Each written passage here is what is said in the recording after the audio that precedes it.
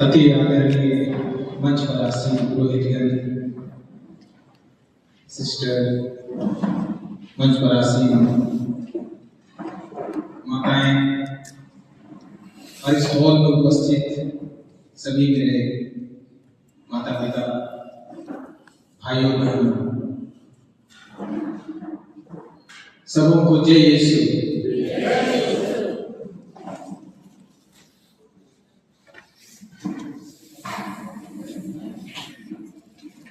जितने भी बाबा लोग आए हैं एक बार हाथ उठा देंगे। बाबा लोग एक बार ताली बजा दीजिए।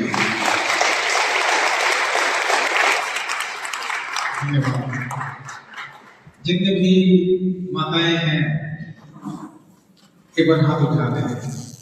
माताओं की संख्या काफी अच्छी है, ताली बजाइए माता।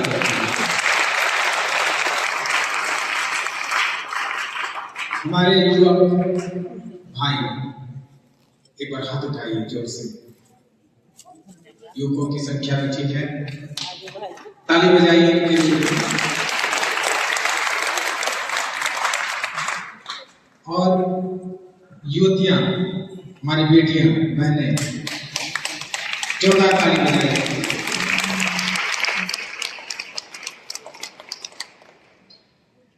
तो आज का विषय है बच्चों एवं माता पिता की आपसी अपेक्षाएं। बच्चे माँ बाप से क्या चाहते हैं, माँ बाप बच्चों से क्या चाहते हैं।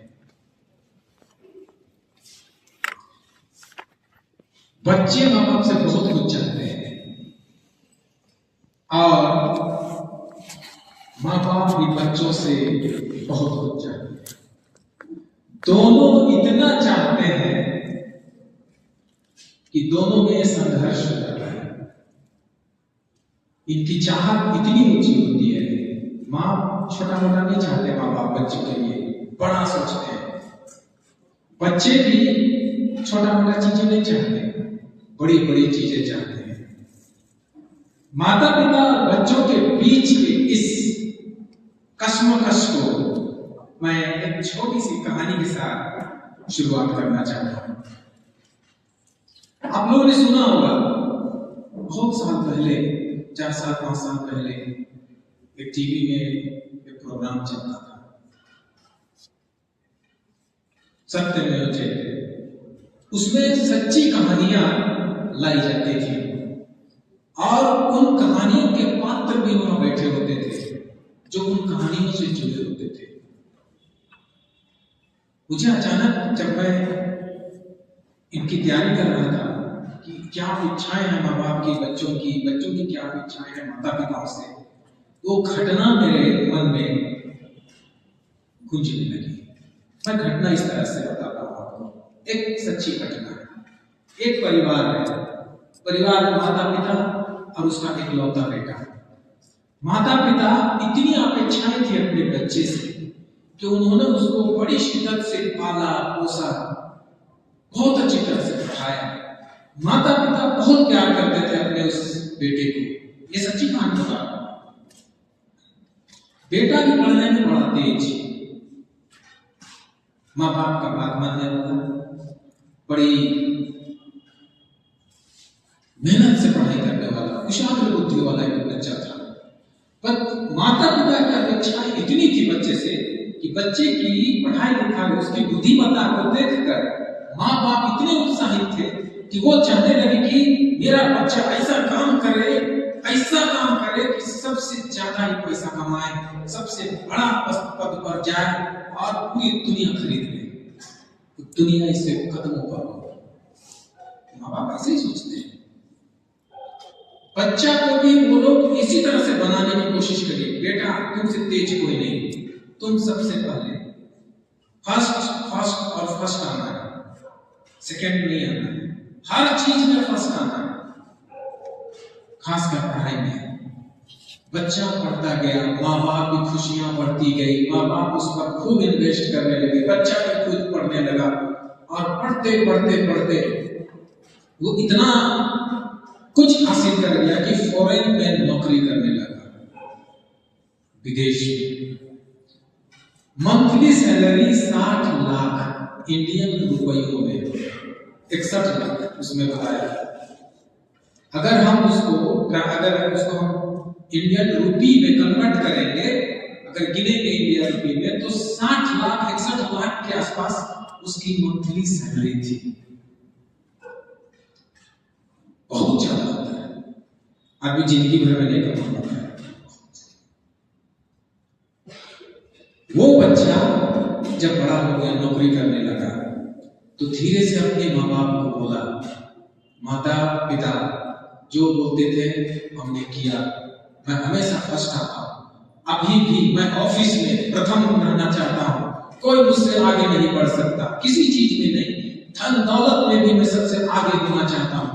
इसीलिए आज ऐसा कीजिए आप कि आपका घर मेरे नाम कर दीजिए, ताकि मेरी संपत्ति में ये भी जुड़ जाए। माता पिता बोले कि बेटा बहुत उन्नति की, बहुत बड़ा क्यों, चलो हम अपनी घर भी तुम्हारे नाम कर देते हैं। उन्होंने अपना घर भी उनके बेटा के नाम कर दिया, अपनी संपत्ति। बेटा बोला, बाप जो संपत्ति आप जमा किए थे उसको भी मेरे नाम में कर दीजिए, ताकि मेरी संपत्ति और बड़ी हो जाए, मेरा नाम बड़ा हो जाए, ऑफिस में मुझसे कोई धनी आदमी ना रहे, मैं शहर का सबसे बड़ा धनी और बड़ा आदमी बनना चाहता हूं। उसके पिता ने अपनी सारी पूंजी अपने बेटे के नाम कर दी, और उसके बाद उस बेटे ने अपने माँ बाप को छोड़ दिया। सारी संपत्ति, घर, पैसा, सब कुछ लेकर के वो अपने बाप और माँ को बिसार दिया, उनको खाने तक नहीं देने लगा। वो चाहता था कि हम मर जाए और पूरी तरह संपत्ति मेरे पास आ जाए। उनके माँ बाप विकट स्थिति में। उसके बाद उसने शादी के लिए इस्तिहार डाला ऑनलाइन। शादी के समय में भी उसमें इतने रिश्ते आए, उसका पद प्रतिष्ठा देख करके इतना रिश्ता आया कि उसने चुना जो सबसे ज्यादा दहेज देगा मैं उसी के साथ शादी करूंगा। पहला शर्त यही था। और उसने ऐसी लड़की को पसंद किया जिसमें ज्यादा से ज्यादा दहेज उसको मिल रहा था, करोड़ों में दहेज मिल रहा था। उसने शादी किया, करोड़ों का दहेज लिया, और उस लड़की को लेकर के, दुल्हन को लेकर के, जो कभी विदेश नहीं गई थी, वो चला आया विदेश। और विदेश में पहला ही दिन से उसको मना कर दिया कि तुम कहीं नहीं जाओगी, घर में ही रहोगी। अब वो ऑफिस जाता था, आता था, और लॉक करके जाता था, वो कहीं नहीं जाती थी, बाहर से लॉक करके जाता था।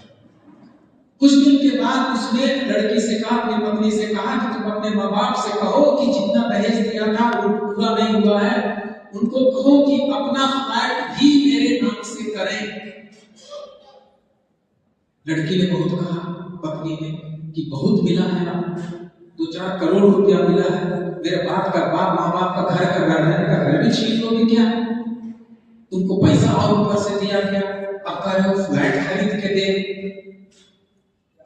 उसने उनके माँ बाप से करीब 5-6 फ्लैट दिल्ली में खरीदवाया, और उसके बाद क्या किया, अपनी पत्नी को एक रूम में बंद करके दूसरे घर में रहने लगा, और वहां से आता था बीच में, सुबह शाम में एक रोटी नीचे से, दरवाजे से नीचे से फेंक देता था, और उसके बाद वो चला जाता था। सब दोपहर में आता था, शाम में आता था, फिर एक रोटी फेंक करके, कभी कभी तो लड़की बताती थी इंटरव्यू में कि कभी कभी चावल और गेहूं को छीन के चला जाता था दरवाजे के नीचे से। वो चिल्लाती, ऐसा घर में था कि कहीं रोड में तो दिखाई नहीं पड़ता, पड़ोसी का कोई ठिकाना नहीं। वो चला गया, सूख के दुबली हो गई, पतली हो गई, हड्डी बचा। एक दिन उसने चिल्लाया, किसी तरह से खट खट जोर से मारा, तो कहीं से कोई पड़ोसी उसका सुना, बोला कि इस घर में तो कोई रहता नहीं है, आवाज कैसे आ रही है? तो एक आदमी आकर के उसको आवाज दिया, कौन है, कोई है? तो उसने आवाज दिया कि हाँ मैं, कृपया दरवाजा खोलिए। उसकी हालत बहुत खराब थी, अगर 2-4 दिन और अगर उसी हालत में रहती तो लड़की मर जाती, वो स्त्री मर जाती। किसी तरह उसके पड़ोसियों ने उसको भारत पहुंचाया, देश पहुंचाया। वहां उनका FIR लिखा गया, उनकी जांच होने लगी। कई तरह के चार्ज लगे उस आदमी पर, ट्यौरी का, दहेज का, फरेब का, धोखा देने का, अत्याचार करने का, बहुत सारा केस लगा जेल में। मैं ये कहानी आपको क्यों बता रहा हूं? इसलिए कि मां और बाप उस बच्चे से क्या अपेक्षा कर रहे थे, वो बच्चा अपने माँ बाप से क्या अपेक्षा कर रहा था। ये कहानियां एक है, ऐसी कितनी कहानियां हैं जो आज विदेश में रह करके अपने माँ बाप को नहीं देखते हैं। आज दूर की बात छोड़िए, अपने गांव को देखिए, कितने लोग गांव छोड़कर रांची आ गए, कहीं शहरों में बस गए, कोई पटना चला गया, कोई दिल्ली चला गया, अपने माँ बाप को नहीं देखता है वहां पर कि मेरा भाई कैसा है, मेरा बड़ा भाई, छोटा भाई कैसा है, मेरी जमीन जायदाद का कोई क्या हो रहा है, कोई नहीं देखता। माँ बाप जी रहे हैं कि मर रहे हैं, बीमार है क्या, कोई नहीं देखता है। माँ बाप उसको पूरी शिद्दत से पालते हैं, अपना परिश्रम, त्याग, तपस्या सब कुछ दे करके पालते हैं, और ये हालत होता है। ये दूर की बात नहीं है। आप अगर आस-पास देखेंगे तो आपको ये कहानी सुनाई देगी, दिखाई देगी। इसीलिए मैं आपको ये बताना चाहता हूं, बच्चे क्या अपेक्षा करते हैं ये इंपॉर्टेंट नहीं है। माँ बाप बच्चों से क्या अपेक्षा करते हैं ये इंपॉर्टेंट नहीं है। इंपॉर्टेंट है ईश्वर आपसे क्या अपेक्षा करता है, क्यों आपको एक परिवार मिला है, क्यों? इसी के लिए कि माँ बाप त्याग करें और बच्चे माँ बाप को बर्बाद कर दें, या माँ बाप बच्चों को बर्बाद कर दें? क्या अपेक्षाएं हैं आज? एक कारण है, क्योंकि परिवार ईश्वर की अपेक्षाओं को पूरा नहीं करता। इसीलिए परिवार में कोई भी किसी की अपेक्षाओं को पूरा नहीं करता। सब लोग अपने धुन में पड़े हैं। माँ बाप अपना इज्जत बढ़ाने में बच्चों को पेरने में लगे हुए हैं। बच्चे माँ बाप को अपना काम बता करके, पढ़ाई बता करके उसको भी पेरने में लगे हुए हैं। माँ बाप बच्चों के दुश्मन, बच्चे माँ बाप के दुश्मन, दोनों एक से एक अपेक्षाएं लेकर बैठे हुए हैं। यही तो आजकल का जमाना है, यही तो आजकल की संस्कृति है। ये है अपेक्षा। एक 15 साल की लड़की अगर कहे पिता से कि मुझे शादी कर दीजिए, तो माँ बाप क्या बोलेंगे? अपेक्षा। बच्ची की अपेक्षा है, चलो शादी कर देते हैं। नहीं, उसके लिए जरूरी क्या है, ये अपेक्षा होनी चाहिए। मांग सही नहीं होती है हमेशा। मांग सही समय, सही स्थान पर और सही चीज की होती है, उसको हम अपेक्षा बोलेंगे। जो ना सो मांगना अपेक्षा नहीं बोल सकते। एक काम जो आप नहीं कर पाए वो बच्चों से अपेक्षा करते हैं, एक हद तक सही है, लेकिन बहुत बार बच्चों से इतनी अपेक्षाएं की जाती है कि बच्चे अच्छा रिजल्ट नहीं आने के कारण कोई छत से कूद गया, तो कोई आत्महत्या कर गया, तो कोई जहर खा लिया, तो कुछ कर लिया। क्या है ये सब? माँ बाप नहीं जानते कि मुझे बच्चे से क्या अपेक्षा करना चाहिए। बच्चे को पता नहीं कि मुझे माँ बाप से क्या अपेक्षा करना चाहिए। हमारी अपेक्षाएं महत्वपूर्ण नहीं है, हमारा जीवन महत्वपूर्ण है। हमारा जीवन, जो अपेक्षा ईश्वर हमसे कर रहा है वो महत्वपूर्ण है। बाप क्या चाहता है, इससे पहले बाप सोचे कि ईश्वर मुझसे क्या चाहता है। बच्चे क्या चाहते हैं, इससे पहले बच्चे सोचे कि मेरा बाप मुझसे क्या चाहता है। एक दूसरे की अपेक्षाएं हमें बर्बाद कर रही है। चलिए मैं आपको बताता हूं परिवार के बारे में, मूल कारण क्या है। आज हम लोग इसी पर बात करें। अपेक्षाएं आवश्यक है, माँ बाप मेहनत करते हैं, बच्चों की अपेक्षाएं वाजिब हैं, माँ बाप को अपेक्षा करना चाहिए। उसके लिए एक सुंदर योजना बनाना चाहिए। माँ बाप को अपेक्षा करनी चाहिए कि एक सुंदर लड़का बने, एक सुंदर लड़की बने और अपने दायित्व को निभाएं। बेटा का, माँ बेटी का अपेक्षा होना चाहिए माँ बाप पर कि मुझे मदद करे, मुझे सहायता करे, मेरे जीवन को बनाने में मेरे माँ बाप मेरी मदद करें, पहला कदम उठाएं, अपनी ताकत लगा दें। सब चीज माँ बाप पीछे नहीं हटते, वो जोर लगाते हैं जितना सकते हैं उतना, लेकिन बच्चे निराश करते हैं। कई बार बच्चे जोर लगाते हैं, माँ बाप निराश करते हैं। क्यों? क्योंकि आपने ईश्वर को निराश किया है, आपने उसे कोई स्थान नहीं दिया, कोई जगह नहीं दिया। दो तरह के परिवार हैं संसार में, एक ईश्वर की योजनाओं को पूरा करता है, ईश्वर की अपेक्षाओं को पूरा करता है, और दूसरा संसार की अपेक्षाओं को पूरा करता है, संसार की जरूरतों को पूरा करता है। माँ बाप अपने बच्चे को संसार के लिए तैयार करते हैं, और एक माँ बाप होते हैं अपने बच्चों को ईश्वर के राज्य के लिए तैयार करते हैं। आप किसके लिए तैयार कर रहे हैं अपने माँ बाप को? पहले माँ बाप तैयार हो, उसके बाद तैयार करें। सिर्फ बच्चों से अपेक्षा रखने से नहीं होगा। चलिए मैं आपसे एक वर्ष पढ़ता हूँ, ईश्वर हमसे क्या चाहता है। परिवार को समझे पहले, परिवार क्या चीज है? परिवार को रहने की जगह नहीं है, बहुत कुछ है परिवार। परिवार में सारा जीवन है। अगर परिवार को हटा दिया जाए तो ये दुनिया जंगली जानवर से ज्यादा कुछ नहीं है। परिवार को हटा दीजिए 1 मिनट के लिए, शादी को हटा दीजिए 1 मिनट के लिए, देखिए ये दुनिया रहने लायक नहीं है, इंसान रहने लायक नहीं है। परिवार अगर है तो दुनिया है।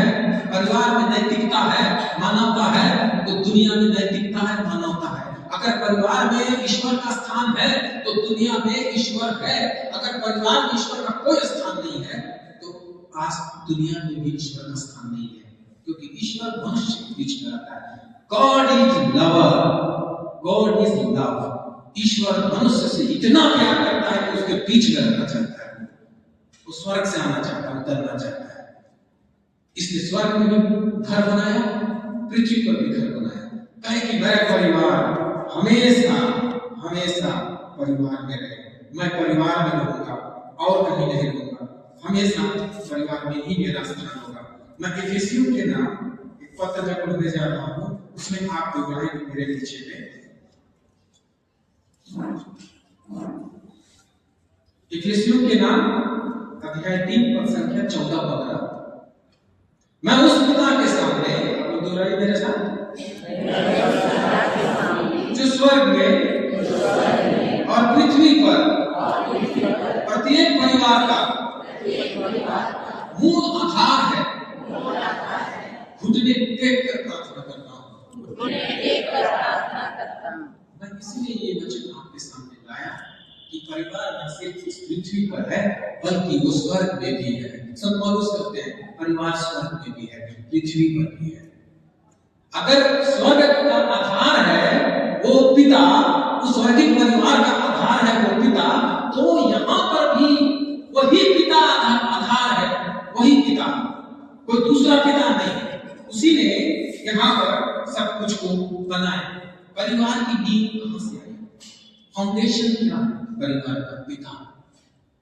पिता, इस दुनिया में हम 2 तरह के पिता देखते हैं, ठीक है? पहला पिता जीवन देने वाला पिता, जीवन देने वाला, परिवार बनाने वाला पिता, जो कि स्वर्गीय पिता है। दूसरा पिता जन्म देने वाला पिता, जो कि हम लोग हैं, जो हम लोग जन्म देते हैं। हम लोग असली पिता नहीं है, हम लोग शारीरिक पिता हैं, बायोलॉजिकल फादर है। हम लोग जन्म देते हैं शरीर में, ठीक है, लेकिन जीवन देता है स्वर्गीय पिता। माँ क्या करती है? उसको जानती है कि उसका पेट में उसका बच्चा है, उसका बेटा बेटी है। क्या करती है? कुछ नहीं, सिर्फ इंतजार करती है अपने पेट में। वो कुछ नहीं पता चलता कि मेरा बेटा का आज हाथ बना, चेहरा बना, पैर बना, उसको पता चलता है? आदत बताएंगे, कुछ पता नहीं चलता। कभी कभी बच्चा पैर में हाथ मारता है तो माँ के पेट में पता चलता है, कुछ पता चलता है? कुछ नहीं पता चलता।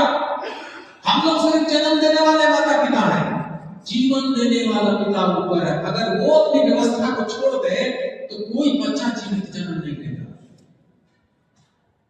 ईश्वर इतना प्यार करता है हमसे कि हमारे बीच में रहता है, बीच में रहना चाहता है, हमारे बीच में काम करना चाहता है, माता पिता के बीच में काम करना चाहता है। हमारे और माता पिता के बीच ईश्वर का साझेदारी है, भागीदारी है। पिता स्रोत है, पिता फाउंडेशन ऑफ द फैमिली है, पिता एक गढ़ है, पिता ही मूल स्रोत है। आज भी परिवार में वो पिता, जन्म देने वाला पिता का स्थान सबसे महत्वपूर्ण है, सबसे महत्वपूर्ण। ईश्वर ने आदम को आंगनबाड़ी में रखा। आंगनबाड़ी एक बढ़िया व्यवस्था था, बहुत सुंदर व्यवस्था। वहां मनुष्य फल फूल सकता था, अच्छी तरह से रखता था, कोई चीज की कमी नहीं थी आंगनबाड़ी में, हर चीज की व्यवस्था थी, ईश्वर की उपस्थिति थी, उनमें बातचीत होती थी। लेकिन ऐसा हुआ कि मानव जाति गिरा, आदम गिरा, हवा गिरे, सारी व्यवस्था खराब हो गई। आंगनबाड़ी को कुछ नहीं हुआ, आंगनबाड़ी का पेड़ जहां था, फूल जहां था, जमीन जहां थी, वहीं रह गया, कोई खराबी नहीं आई। आदम के शरीर में कुछ नहीं हुआ, हवा के शरीर में कुछ नहीं हुआ। जैसा सुंदर आदम थी, जैसी सुंदरी आदम हवा थी, वो लोग बहुत नहीं सुंदर थे, कहां खराबी हुआ? अंदर की व्यवस्था में खराबी आया, अंदर की व्यवस्था में। मैं अंदर की व्यवस्था की बात कर रहा हूं। अंदर गॉड, ईश्वर अंदर की व्यवस्था में काम करता है, बाहर के मनुष्य की व्यवस्था में काम नहीं करता। ईश्वर जब भी काम करेगा तो अपनी व्यवस्था में काम करेगा, अपना नियम में काम करेगा, अपना कवनेंट में काम करेगा, अपने विधान में काम करेगा। मनुष्य की बनाई गई व्यवस्था में ईश्वर काम नहीं करता। साफ साफ जानिए, आपने हमने इस संसार को बनाया है, शैतान उसका भागीदारी है। हम रोड और पुल बनाते हैं, घर बनाते हैं, सब चीज बनाते हैं, ये संसार की व्यवस्था के करते बनाते हैं, लेकिन ईश्वर की व्यवस्था हमारे अंदर में है। अगर आपके पास व्यवस्था है तो ईश्वर की व्यवस्था आपके परिवार में भी है। पहले आंगनबाड़ी में रहते थे आदम और हवा, अब आंगनबाड़ी हमारे अंदर है। अगर अंदर आंगनबाड़ी है तो आप ईश्वर के पुत्र पुत्रियां हैं, आदम और हवा हैं। अब हमारे बाहर आंगनबाड़ी नहीं है, अब हमारे बाहर संसार है, लेकिन क्या हमारे अंदर में आंगनबाड़ी है? परमेश्वर की व्यवस्था है। अगर व्यवस्था नहीं है तो गड़बड़ है। अगर यहाँ व्यवस्था ना होती, बिजली ना होता, माइक ना होता, बैठने की जगह नहीं होती, तो व्यवस्था ठीक होती। आप लोग कहते क्या व्यवस्था बना के रखे हैं आप लोग, इधर गड़बड़ उधर गड़बड़, ना टाइम है ना टेबल है, व्यवस्था खराब, सब कोई असंतुष्ट। जिस घर में व्यवस्था नहीं है ना, मैं ये नहीं बताना चाहता हूँ उस घर में क्या कमी है, मैं ये बताना चाहता हूँ वहां कमी पक्का होगी, अव्यवस्था पक्का होगी। माँ बाप की अपेक्षाएं बच्चे के लिए खराब होगी, अच्छा होते हुए भी अच्छा नहीं होगा। बच्चों की अपेक्षाएं माँ बाप से दूषित होगी, माँ बाप की अपेक्षाएं बच्चों से दूषित होगी। माँ बाप अपने इज्जत और नाम के लिए बच्चों पर थोपेंगे, बच्चे माँ बाप पर थोपेंगे कि तुमने ये नहीं किया, वो नहीं किया। क्यों?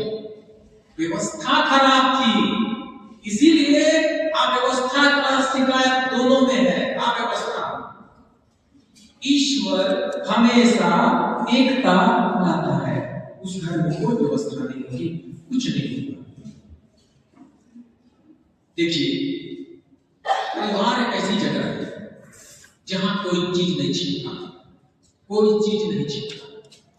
परिवार एक ऐसी जगह है जहां सारा धर्म, सारी आध्यात्मिकता, सारा नीति, सारी नैतिकता, आचरण, अहंकार, घमंड, सब चीज परिवार में छिपा नहीं है। परिवार हम लोग तो छिपा लेते हैं दुनिया में। अच्छा से नहा धोआ के तैयार होके जाते हैं हम लोग रोड में, लगेगा एकदम पूरा कार बाइक निकाल करके जाते हैं, लगेगा कि बड़ा अच्छा आदमी है, बड़ा शिष्ट दिखता है, बहुत अच्छा है, बड़ा एटिकेट है इसमें, बड़े अच्छे से बोलता है, बड़ा अच्छा विचार रखता है। ये भाई भले से घर में जाकर असली जीवन कहां दिखेगा? घर में। असली धर्म कहां दिखेगा? घर में। असली चरित्र कहां दिखेगा? घर। बहुत सारी महिलाएं हैं, अच्छा से नहा धोआ के तैयार होकर निकलती हैं, एकदम सुंदर, एकदम समाजसेवी, एकदम सुंदर बात करने वाली, सब चीज लगेगा कि इसमें डूब जा रहा है। उसको देख करके कि भाई परेशान हुई, उसको घर जाके देखिए, असल चीज घर में है। देखिए दोस्तों, माँ बाप से कैसा रिश्ता है, सास ससुर से कैसा रिश्ता है, भाई बहन से कैसा रिश्ता है, पति से कैसा रिश्ता है, असल चीज परिवार में है। बाहर दिखावा है, बनावटी है, दिखावटी है, दिखावटी है। असल चीज परिवार में है। ईश्वर परिवार को देखते हैं, आप बाजार में नहीं देखते, आपको ईश्वर परिवार में देखते हैं, क्योंकि सारी चीजें, असल सच्ची चीजें परिवार में दिखती हैं। आपका धर्म गिरजाघर में नहीं, आपका धर्म कहीं और रिट्रीट में नहीं, आपका धर्म गिरजाघर में, ये आपके परिवार में है। आपकी धार्मिकता अपने माँ बाप के साथ है, बेटे बेटी और भाई बहनों के साथ है। एक पिता का क्या धर्म है, पिता का धर्म क्या है? एक पिता का धर्म है कि वो ईश्वर के साथ जुड़ के रहे और अपनी परिवार की रक्षा करे और उसकी जरूरतों को पूरा करे। ये बाप का धर्म है, सबसे पहला धर्म। ईश्वर से जुड़ के रहे और अपने परिवार की आवश्यकताओं, जरूरतों को पूरा करे और उसकी रक्षा करे। ईश्वर ने इसी के लिए बनाया था। आदम से कहा, आदम, ईश्वर ने आदम को बनाया, उसे आदमबाड़ी में रख दिया और कहा, आदम तुम यहां आदमबाड़ी की देखभाल करो, खेती करो और इसकी रक्षा करो। देखभाल करो, खेती बाड़ी करो, रक्षा करो। आज भी पुरुष का काम यही है, धर्म यही है, परिवार की देखभाल करो, उसकी जरूरतों को पूरा करो, खेती बाड़ी करो और उसकी रक्षा करो। ये बाप का धर्म है। बाप को कोई चिंता नहीं है, पहला आदमी बाप है। मां का क्या धर्म है, स्त्री का क्या धर्म है? स्त्री का धर्म है पति से जुड़ के रहे और पति को उसकी जरूरतों को पूरा करने में उपयुक्त सहयोगी बने। ये पत्नी का धर्म है, मां का धर्म है। पति से जुड़कर रहे और अपने पति को परिवार की जरूरतों को पूरा करने में उसकी उपयुक्त सहयोगी बने। ईश्वर ने कहा, आदम तुम्हारा अकेला रहना अच्छा नहीं, मैं तुम्हें उपयुक्त सहयोगी दूंगा, उपयुक्त सहयोगी दूंगा।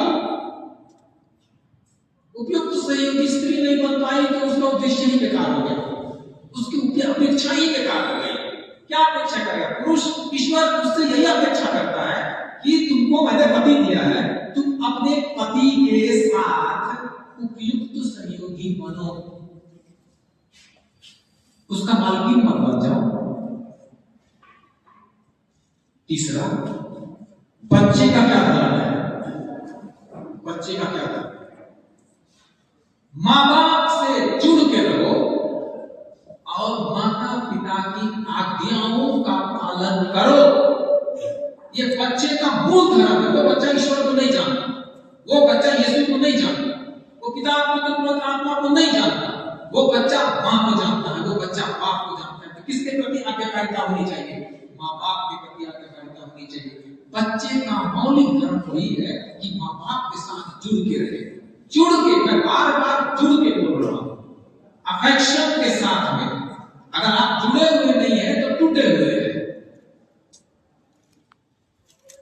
यहां देखिए, आज्ञा पालन मां बाप के लिए, पत्नी के लिए उपयुक्त सहयोगी बनना, पति के लिए ईश्वर से जुड़कर परिवार की रक्षा करना, जरूरतों को पूरा करना। ये पहला व्यवस्था है ईश्वर की दृष्टि में परिवार के लिए, एक पहली व्यवस्था। इसी व्यवस्था को आदमबाड़ी में दिया गया था और आज यही व्यवस्था हमारे हृदय में होना चाहिए, एक बाप के लिए, एक मां के लिए और बच्चों के लिए। अगर ये व्यवस्था नहीं है तो आदमबाड़ी से बाहर है, आदमबाड़ी में नहीं है, संसार में। आदमबाड़ी हमेशा एक व्यवस्था थी और ये संसार हमेशा एक जंगल है। जंगल में अव्यवस्था है, यहाँ जंगल मंगल होते रहेगा, लेकिन आप आदमबाड़ी के संतान हैं, आपको आदमबाड़ी में रहना है। ये ईश्वर की व्यवस्था है, ये ईश्वर का नियम है। प्रकाश का ग्रंथ में कहता है, मैं द्वार के सामने खड़ा हूं, खटखटाता हूं तुम्हारा दरवाजा, यदि कोई मेरी वाणी सुनकर द्वार खोलेगा तो मैं उसके यहां आकर उसके साथ भोजन करूंगा और वो मेरे साथ। ईश्वर परिवार में आना चाहता है, घर में आना चाहता है। कौन सा घर में? आत्मदारी में आएगा। आपका सुंदर सा ताला बिल्डिंग में नहीं जाएगा, आपका जगमगाता लाइट में नहीं जाएगा, आपका लंबा सा गाड़ी देख के नहीं आएगा ईश्वर, आपका सुंदर सा बरामदा फूल पत्ती देख के नहीं आएगा ईश्वर, आपका झालर मालर देख के नहीं आएगा ईश्वर, करोड़ का घर देख के नहीं आएगा ईश्वर। ईश्वर देखेगा कि इसके यहाँ मेरी व्यवस्था है कि नहीं है। सीधी सी बात, एक व्यवस्था में जी रहा है कि नहीं जी रहा है, मेरे नियम में है कि नहीं, मेरे आदेश में है कि नहीं। इसमें ना तो आज्ञा पालन है, ना बच्चों में आज्ञा पालन है, ना पत्नी में पति के प्रति सहयोगात्मक रवैया, ना इसका पाप मेरा ये क्या कहते हैं, मुझे कोई स्थान देता है। जिस घर का पिता भटका हुआ है ना, उस घर को कोई नहीं बचा सकता, कोई नहीं बचा सकता, क्योंकि बाप की धार्मिकता मां पर उतरती है, मां की धार्मिकता बच्चे पर उतरती है। अगर बाप भटका हुआ है, पिता, मेरा अनुरोध है पिताओं से, अब जो पिता बनने वाले मेरे युवक भाई बहन हैं, आप लोग ध्यान दीजिए। अगर आपका जीवन भटका हुआ है, निश्चित मानिए कि आपकी पत्नी भटकेगी और आपका बच्चा भी भटकेगा, क्योंकि आपने वैसे ही व्यवस्था बना के रखा है परिवार में, भटकने वाला व्यवस्था बना के रखा है। आदम की व्यवस्था खत्म है आपके परिवार में, संसार की व्यवस्था, जंगल की व्यवस्था आपके घर में है। कुछ नहीं हो सकता आपका। तीन प्रार्थना करते रह जाइएगा, थक जाइएगा, ईश्वर मेरी सुनता क्यों नहीं है। ईश्वर बोलेगा, सुने मेरा सुना, तुम बड़ा कि मैं बड़ा, ईश्वर बड़ा क्या, कौन पहले सुनेगा? मनुष्य पहले सुनेगा, तब बोलेगा कि ईश्वर मैं तेरी सुनता हूं, मैं तेरी आज्ञा पर चलता हूं, आप मुझे मेरी जरूरतों को पूरा करने में मदद कीजिए। आपका परिवार न्यू ईडन गार्डन है, आज भी वहां आज्ञा पालन है, आज भी ईश्वर के साथ ईश्वर की इच्छा को पूरा करना है, आज भी ईश्वर के मार्ग पे चलना है। तो ये ईडन गार्डन आपको उस ईडन गार्डन में पहुंचने नहीं देगी, आप और नीचे जाएंगे। अब लोग एक तो तुम लोग नीचे उतरे, आदम हवा हमारे माता पिता के अधर्म के कारण, पाप के कारण पृथ्वी पर आए, पृथ्वी से भी नीचे जाने की तैयारी में हम लोग लगे हुए हैं। क्यों? हमने तो व्यवस्था ऊपर में तोड़ी, फिर नीचे यहाँ तोड़ेंगे, फिर नीचे जाकर वहां जाएंगे, उसके बाद अब कोई व्यवस्था नहीं है, उसके बाद सिर्फ जंगल राज, जानवर राज। आप क्या लाना चाहते हैं अपने परिवार में? चलिए, ईश्वर की व्यवस्था कैसे बनती है मैं थोड़ा बताना चाहता हूं, कैसे परिवार में व्यवस्था है। ठीक है, सबसे पहला स्थान ईश्वर में इसको किसका है? परिवार में सबसे प्रथम स्थान कौन है? बाप। ठीक है, उससे नीचे कौन? मां। मां से नीचे कौन? बड़ा भाई या बड़ी बहन। उससे नीचे कौन? छोटा भाई या छोटी बहन। तो दर्जा कैसे, व्यवस्था कैसे बनी? सबसे ऊपर में पिता, उसके बाद माता, उसके बाद जो बड़ा है, बड़ा भाई बड़ा बहन बड़ी बहन, उसके बाद छोटा भाई छोटी बहन, उससे छोटा भाई छोटी बहन, उससे छोटा भाई छोटी बहन। तो दादा दादी हमारे घर में सबसे बड़े होंगे, दादाजी बड़े होंगे, उसके बाद उसकी दादी बड़ी होगी, उसके बाद मेरे पिताजी बड़े होंगे, उसके बाद मेरी माँ बड़ी होगी, उसके बाद मेरा बड़ा भाई होगा। ये व्यवस्था ईश्वर ने दिया है। ठीक है, शीर्ष अब क्या होता है? ये स्थान सब लोग परिवार में अपना अपना स्थान खोजने लग जाते हैं, अपना अपना स्थान। नहीं मैं माँ बाप को बड़ा समझ ही नहीं रही है, मेरी माँ